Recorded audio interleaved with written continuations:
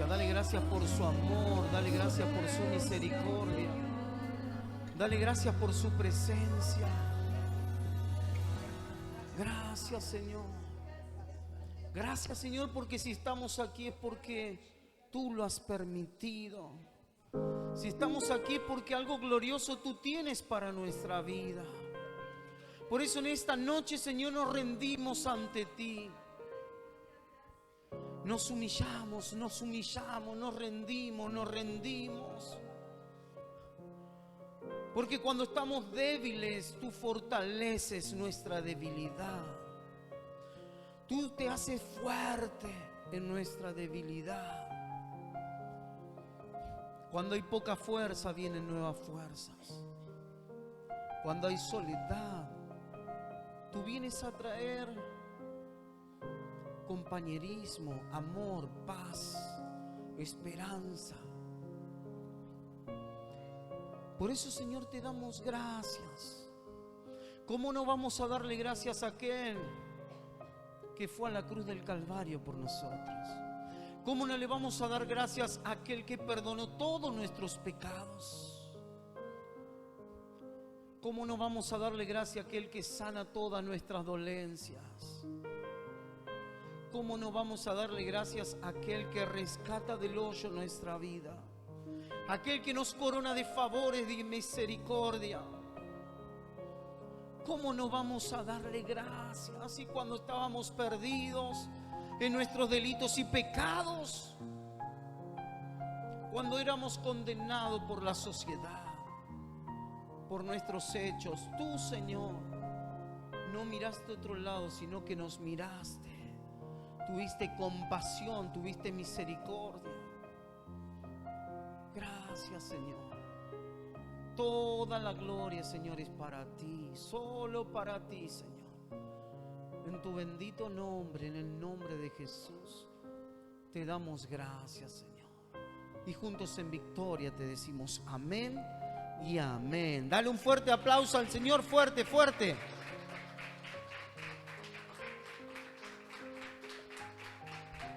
Mira lo que está a tu lado, decirle, diga al débil, fuerte soy. Míralo e invítale a tomar asiento. ¿Cuántos dicen, cuando estoy débil, el Señor me fortalece? ¿Cuántos se han sentido débiles en un momento? A ver, ¿cuántos? ¿Cuántos muchas veces se sintieron como que había alguien arriba saltando arriba de ustedes? ¿A cuánto nos pasó? Pero ¿cuántos dicen, si el Señor está con nosotros, ¿quién contra nosotros? No porque tengamos el poder ni la fuerza suficiente para superar ciertos obstáculos, sino el poder lo tiene Dios dentro nuestro, que Él nos lleva de victoria en victoria, nos lleva de gloria en gloria. Cuando tú no tengas fuerza, mira hacia arriba, porque las fuerzas vienen de arriba.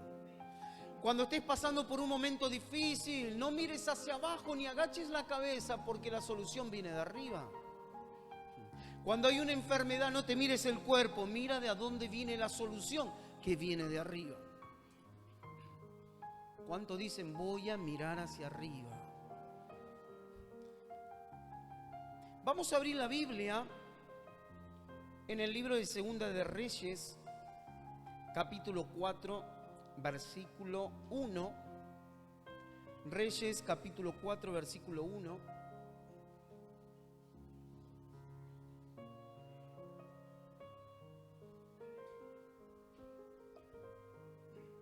Y he titulado el mensaje de hoy, cuando un profeta trae prosperidad.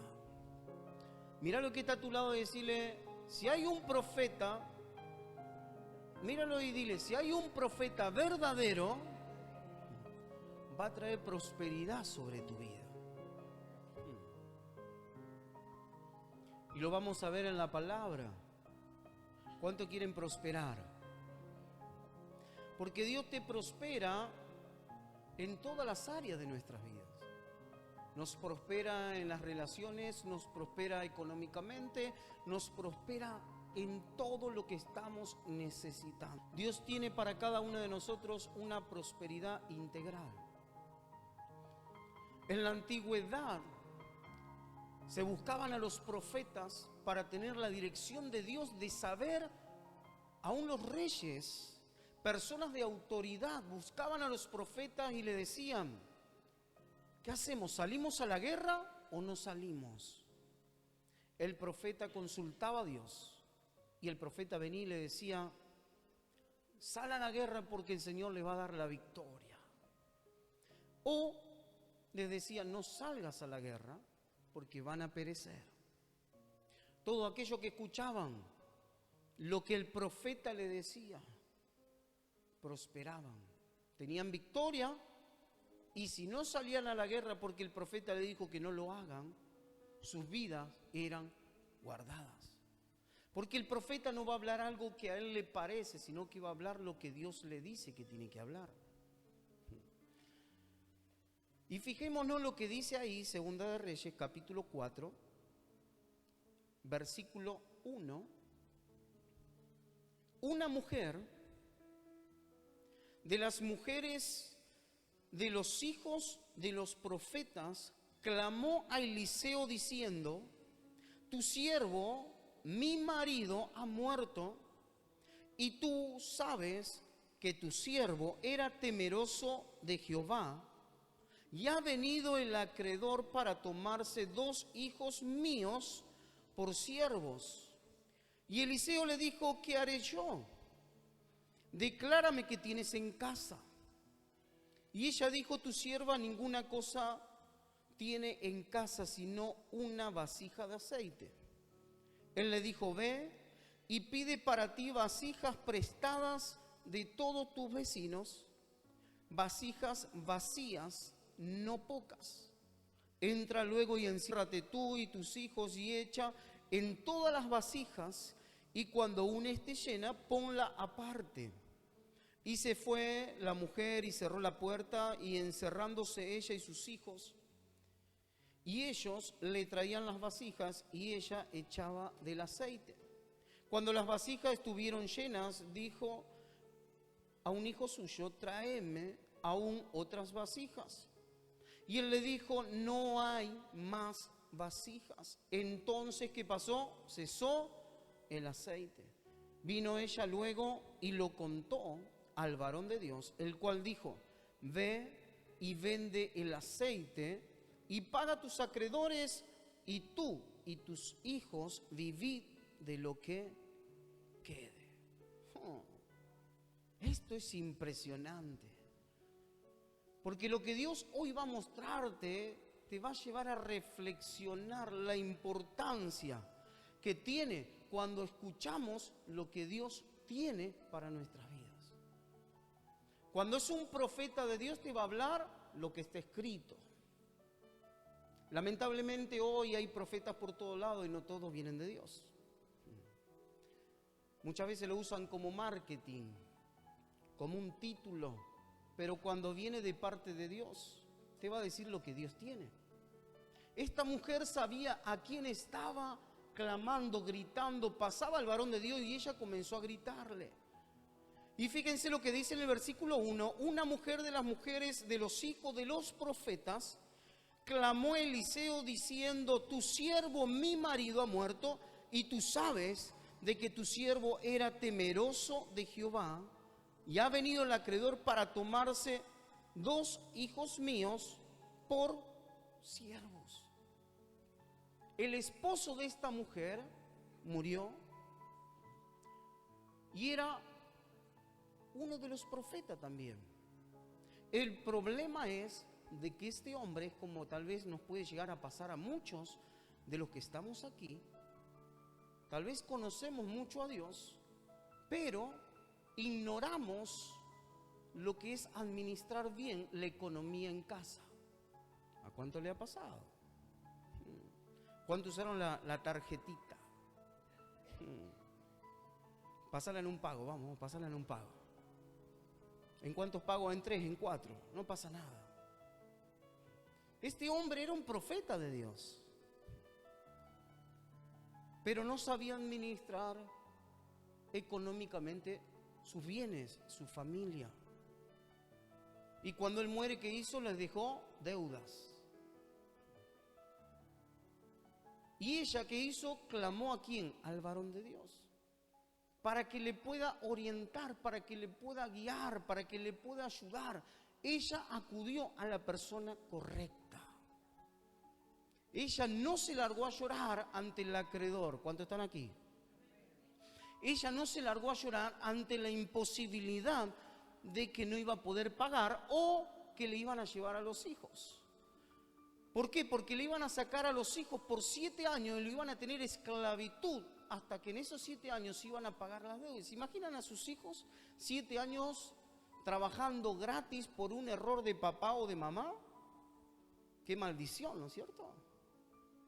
Cuando muchas veces queremos que los hijos avancen y tal vez como padres, haciendo las cosas mal, lo hacemos retroceder. Pero esta mujer fue sabia. Esta mujer, ¿qué hizo? Buscó ¿a quién? Al profeta, al hombre de Dios, al varón de Dios. No le dio vergüenza contarle su situación, no le dio vergüenza contarle el problema. Ese problema difícil que solamente Dios la podía cambiar.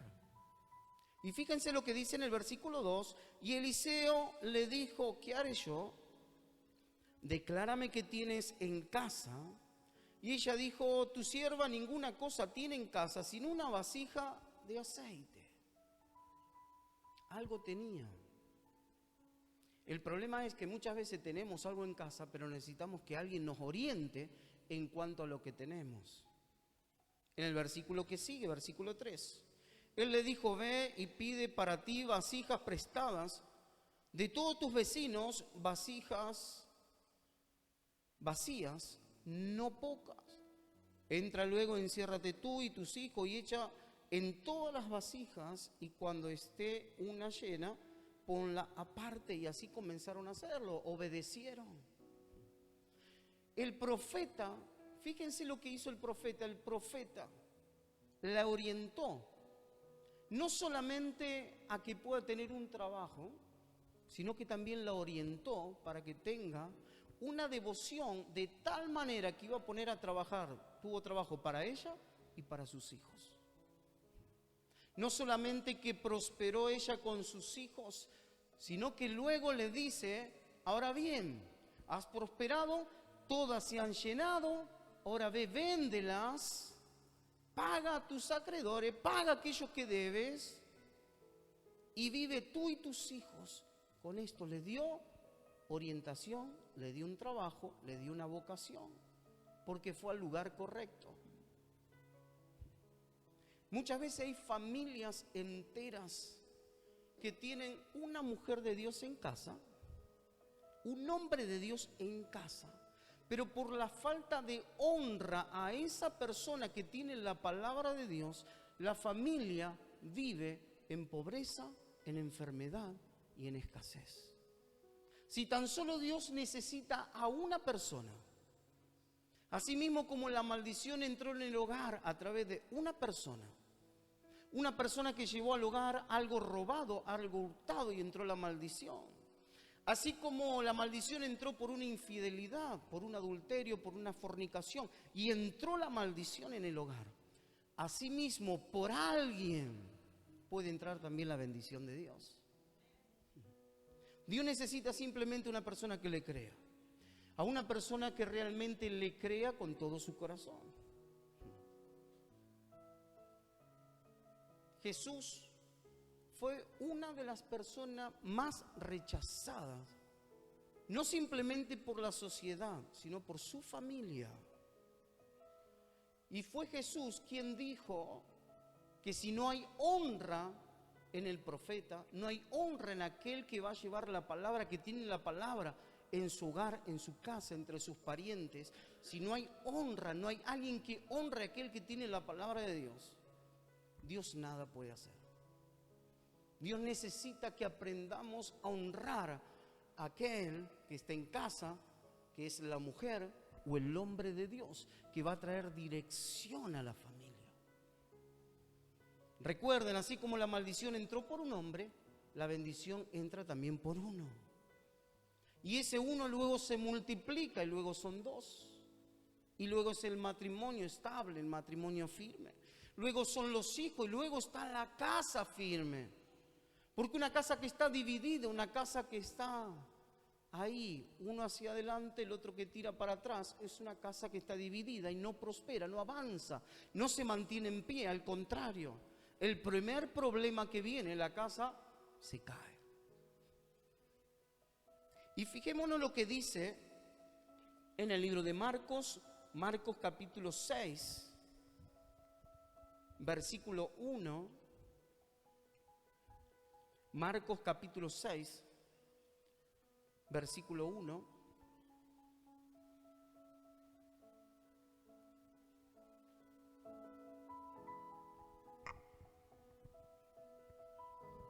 ¿Lo tenemos? Y salió Jesús de allí y vino a su tierra. ¿Cuántos dicen a su tierra? Y le seguían sus discípulos. Y llegando el día de reposo, comenzó a enseñar en la sinagoga, y muchos oyéndole se admiraban y decían: ¿de dónde tiene estas cosas? ¿Y qué sabiduría es esta que le es dada? Y estos milagros que por sus manos son hechos. ¿No es este el carpintero, hijo de María, hermano de Jacobo, de José, de Judas y de Simón? ¿No están también aquí con nosotros sus hermanas? Y se escandalizaban de él. Mas Jesús les decía: no hay profeta sin honra, sino en su propia tierra, y entre sus parientes, y en su casa. Y no pudo hacer allí ningún milagro. ¿Cuánto dicen ningún milagro? Salvo que sanó a unos pocos enfermos, poniendo sobre ellos, ¿qué cosa? Las manos. Imagínense, el que todo lo puede, Jesús mismo, enseñó algo impresionante. ¿Él tenía ganas de hacer milagros? Claro que sí. Pero por falta de honra, Dios no puede obrar. Dios te ama tanto que Dios quiere que a ti te honren. Mira lo que está a tu lado y dile: para ti hay una honra que Dios tiene preparada para ti. Dios honra a sus hijos de tal manera que los lleva a que se identifiquen juntamente con Cristo. Imagínense que Jesús dijo: las obras que yo hago, aún ellos las harán, y aún mayores. El Señor no tiene problema de honrar, de traer beneficios sobre alguien, pero que aprendamos, reino de Dios, a los hijos de Dios los tenemos que honrar. Yo te tengo que honrar a ti, tú me tienes que honrar a mí, porque delante de Dios todos somos iguales. Delante de Dios somos todos hijos de Dios. Y cuando la palabra de Dios está en nuestra vida, tú seguramente que me vas a dar una palabra a mí, y esa palabra Dios la va a usar para que yo prospere. Y seguramente que Dios me va a dar una palabra a mí para que yo te la pueda dar a ti y que tú prosperes. Porque tú y yo nos complementamos en el reino. Lo que tú tienes, tal vez yo no lo tengo. Y lo que yo tengo, tal vez tú no lo tienes. ¿Cuántos están aquí? Imagínense lo importante que era para esta mujer acudir al varón de Dios. Que el varón de Dios aún conocía a este hombre que había muerto, porque ella le dijo, y tú sabes, tú lo conoces, que era temeroso. Pero ahora estoy en este momento difícil. Me vinieron a pedir a mis hijos. Tengo que pagar esta deuda. Y no sé qué hacer. Pero cuando hay una palabra de Dios, cuando Dios envía una palabra, esa palabra es para traerte dirección y para que te vaya bien. Dios nunca te va a dar una palabra para quebrantar tu corazón y que te vaya mal. Por algo Dios dice, Dios envió su palabra y lo sanó de toda ruina. No es la palabra tal vez que queremos oír de Dios, sino es la palabra que Dios tiene preparada para nuestras vidas. Muchas veces queremos oír una palabra y Dios dice, no, tú necesitas esta palabra, no aquella. Porque cuando llegarán los últimos días, dice la palabra, que muchos van a buscar de oír lo que quieren oír y no lo que Dios les quiere hablar. Esta mujer no fue a otro más que aquel que tenía la palabra de Dios. Por eso cuando un profeta te da la palabra que Dios tiene, eso va a traer prosperidad y vas a prosperar en todas las áreas de tu vida. ¿Por qué? Porque el profeta, el varón de Dios, la mujer de Dios, que tiene la palabra de Dios en su corazón para dártela, tiene una recompensa para ti. Tú estás aquí y Dios te está dando una palabra y te está dando una recompensa. Fíjense lo que dice Mateo capítulo 10, versículo 41. Mateo capítulo 10, versículo 41.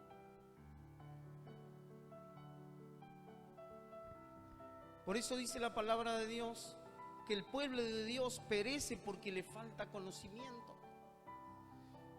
Y el conocimiento viene a través de la palabra de Dios, que va a venir a través de un ser humano, un mortal como tú y como yo. Tú vas a estar en el trabajo, en el lugar donde estás todos los días, todas las mañanas, y vos vas a ser el varón de Dios en ese lugar y la mujer de Dios, que va a darle palabra al cansado, va a levantar al caído, va a fortalecer al débil. ¿Por qué? Porque vas a ser el varón de Dios, la mujer de Dios, en ese lugar siendo boca de Dios. Y fíjense lo que dice ahí Mateo capítulo 10, versículo 41. El que recibe a un profeta por cuanto es, diga conmigo, por cuanto es profeta. No dice de que todos son profetas, por cuanto es. Recompensa de profeta recibirá.